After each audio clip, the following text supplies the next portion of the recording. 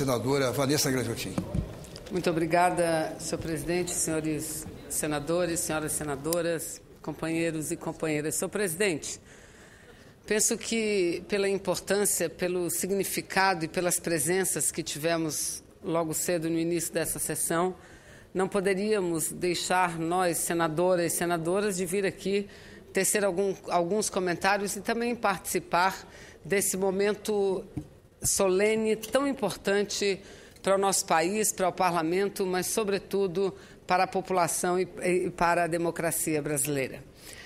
Senhor presidente, hoje pudemos aqui neste plenário reencontrar pessoas muito importantes, pessoas que não foram citadas, que não compuseram a mesa, mas que ajudaram a escrever essas novas páginas da história da democracia brasileira e da participação popular. Eu quero aqui dizer que, com muita alegria, senador Maldaner, encontrei pessoas através das quais também espelhei a minha participação na política brasileira. Uma dessas pessoas foi Dirceu Carneiro, senador Cacildo Maldaner. Dirceu Carneiro, ex-parlamentar, senador, ex-prefeito da cidade de Lages, um parlamentar que ousou, que teve a coragem ainda no período do regime militar de estabelecer numa cidade importante do estado de Santa Catarina, como é Lages, uma administração diferenciada, uma administração onde as pessoas, a população, tinham efetivamente um importante canal de participação. Então, faço essa citação de início. Mas, senhor presidente, também venho aqui à tribuna porque entendo que precisamos todos nós, cada qual, lembrar, e todos lembramos de forma diferente, de um pedacinho do que foi a nossa história. Eu não fui parlamentar constituinte, mas eu fui uma cidadã brasileira, uma jovem brasileira à época, que tantas vezes ia participando de lobby, seja do lobby das mulheres, da educação, reivindicando também melhorias e avanços para a nossa sociedade. A Constituição e a Constituinte, a Assembleia Nacional Constituinte de 87 e 88, já dispõe de sua fortuna crítica. Temos análises de toda a procedência sobre os mais variados aspectos do movimento que refundou o ordenamento jurídico da nação, apoiados muitas delas em relatos dos próprios protagonistas. A experiência da Assembleia Nacional Constituinte propiciou a eliminação dos entulhos autoritários, consagrando no plano jurídico a redemocratização e o retorno do Estado de Direito. Fazia, assim, tábula rasa do passado, mas portadora de futuro, anunciava os fundamentos dos novos tempos do Brasil democrático, descortinando profundos processos de alteração da ordem institucional.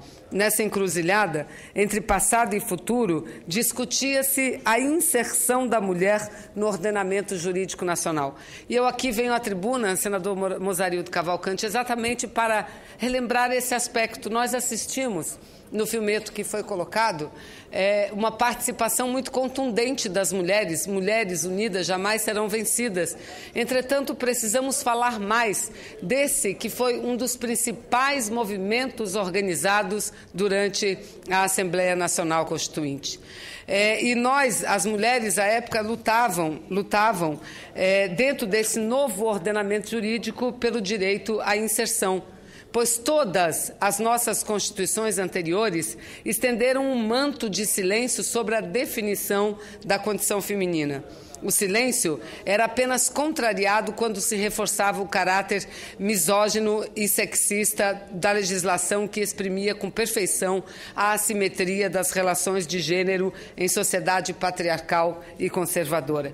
Lembro-me aqui muito rapidamente que uma das partes dessa legislação, senador Paim, é que o homem tinha direito em decorrência da defesa da honra, de praticar muitos tipos e formas de violência contra a mulher. Tudo valia em nome da defesa da honra. Era essa a legislação brasileira que predominava.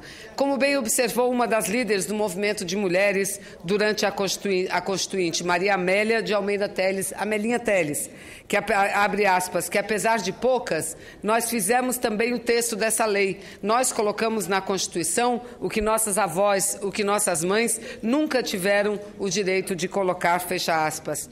A Constituinte representou de forma inédita na história do país e na de muitos outros a participação direta das mulheres na elaboração do texto constitucional. Até então, apenas a Carta de 1934 registrou a participação de membro do sexo feminino. Mesmo assim, apenas uma única mulher, uma única deputada federal, que era Carlota Pereira, seu presidente.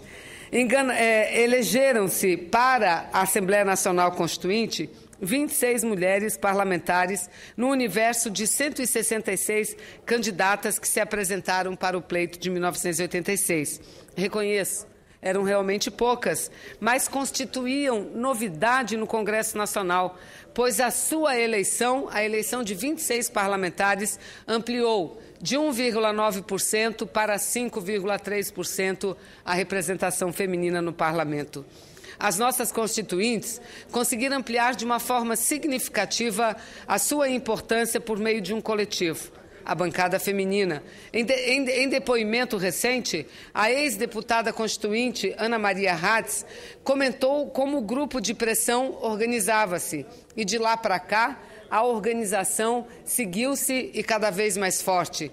Nas suas palavras, da ex-deputada constituinte, tivemos de ouvir, abre aspas, enquanto mulheres em torno de nossa causa, tivemos que nos unir enquanto mulheres em torno de nossa causa, de nossas bandeiras, porque as estruturas, tanto do parlamento como dos partidos, eram e ainda são masculinas. Então a gente atuou mesmo, foi suprapartidariamente, somando forças, tentando superar nossa pequenez numérica, fecha aspas. Apesar da diversidade das posições político-ideológicas, e repito, é assim ainda nos dias atuais, a bancada feminina, à época, alcançou a coesão e efetividade na defesa de uma pauta ampla e notadamente progressista. Das mais de 3.000 emendas de sua autoria, 80% lograram êxito na aprovação. Na avaliação do DIAP, Departamento Intersindical de Assessoria Parlamentar, que hierarquizava a atuação parlamentar em razão da defesa de interesses dos trabalhadores, a bancada feminina alcançou excelentes notas, pois teve uma grande efetividade na aprovação de suas emendas. A nossa carta também foi escrita por mulheres. É preciso afirmá-lo e eu venho aqui para dizer exatamente isso. Neste contexto e nesse texto constitucional, na Constituição Cidadã, há também, senhor presidente, um toque feminino. E para muitos que acham besteira levantar esse aspecto, eu repito, a única Constituição anterior à de 1988, que contou com a participação de mulheres, foi a de 1934, com uma única mulher. Portanto, ter 25 constituintes, que foram o número daquelas que efetivamente participaram, para a gente, para as mulheres, para a sociedade brasileira, representou um avanço significativo e um marco na luta pela construção de uma sociedade equânime em relação ao gênero. Mas, senhoras e senhores senadores, como conseguir alcançar tanto, sendo tão poucas, ainda em ambiente desfavorável que se refletia na marginalização dos postos de poder da Assembleia e do debate das questões mais definitivas para a ordem institucional? O lobby do batom. E era assim que passou a ser conhecido o grupo formado por essas 25 constituintes mulheres. Se apresentou como a forma de atuação política mais decisiva. Cientes dos constrangimentos que tolhiam as suas ações, as mulheres articularam dentro e fora da Assembleia, diversas formas de atuar e acumular forças, construindo coletivamente os direitos inseridos na Constituição, os quais, em sua grande maioria, correspondem às históricas demandas das mulheres brasileiras. A construção desse lobby, o lobby do batom, reunia referências programáticas explicitadas na Carta da Mulher Brasileira aos Constituintes, entregues ao então presidente da Assembleia Constituinte, deputado Ulisses Guimarães, em março de 1987, onde se afirmava a dupla exigência do voto feminino, um sistema político igualitário e uma vida civil não autoritária. Posteriormente, o posicionamento programático da bancada feminina foi mais detalhado em manifesto também entregue a Ulisses Guimarães em setembro de 1987. Tecia-se ali a enorme habilidade de construir acordos horizontais, de obter consensos parciais e de estabelecer redes de colaboração as quais ampliavam o leque de exercício das práticas de mobilização política feminina. A participação popular ungiu e legitimou o evento constituinte. Não foi diferente com a atuação da bancada feminina.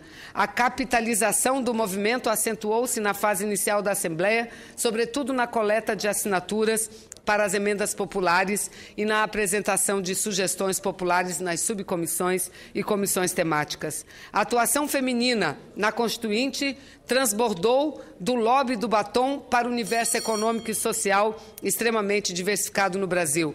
Mulheres de todos os quadrantes, de condições econômicas e sociais as mais diversas, as heroínas populares de nossa epopeia jurídica, fizeram ouvir a sua voz por meios desses institutos de participação popular direta, ampliando e repercutindo de forma mais intensa a ação política da bancada feminina. Até mesmo a incorporação do termo lobby do batom, senhor presidente, como a identidade principal do grupo de pressão, tinha o sentido de inverter a lógica sexista que alimentou a sua criação, baseada na exclusão feminina do debate daquilo que era sério e próprio da atividade masculina, os grandes temas de interesse nacional. E Vossa Excelência, senador Paim, que foi parte disso, recorda-se muito bem o quanto foi importante também essas vozes femininas no debate, na discussão e na aprovação da Constituição brasileira. Para a Constituinte Cristina Tavares, a grande conquista da bancada feminina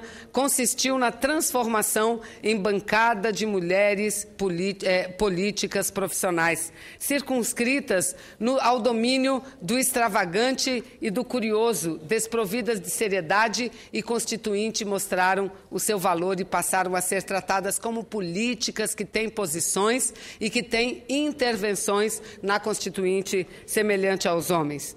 A extensão dos direitos trabalhistas, assim como a licença maternidade de 120 dias, paternidade de 7 dias, a proibição da discriminação em razão do sexo, a plena igualdade entre homens e mulheres, a igualdade no mercado de trabalho e na ascensão profissional, igualdade salarial, que até hoje nós buscamos, senhor presidente, a proteção estatal à maternidade, à gestante, igualdade de direitos, enfim.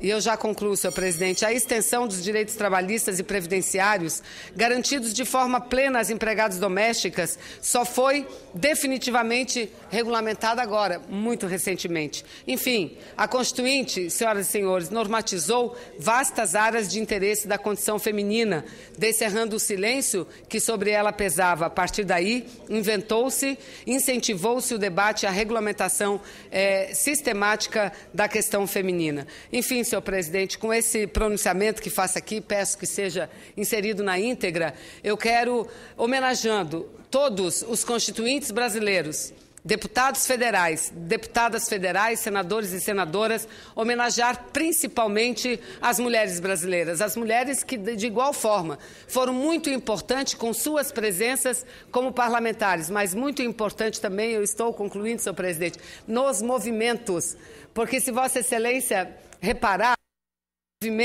nos movimentos populares, havia uma presença feminina tão significativa quanto a presença masculina. Éramos poucas, mas um primeiro passo importante, um primeiro grande avanço, ou avanço mais significativo, rumo a uma sociedade de iguais. Hoje, nós continuamos a ter a bancada feminina, as procuradorias da mulher da Câmara e no Senado, porque continuamos ainda a lutar pelo empoderamento da mulher e pelo reconhecimento de nossa capacidade com a garantia da inserção cada vez maior das mulheres nos espaços de poder, senhor presidente. Então fica aqui as minhas homenagens a todos os constituintes brasileiros. O meu estado do Amazonas concedeu de uma bancada de 8, 3 mulheres, o que foi muito importante. Muito obrigada, senhor presidente.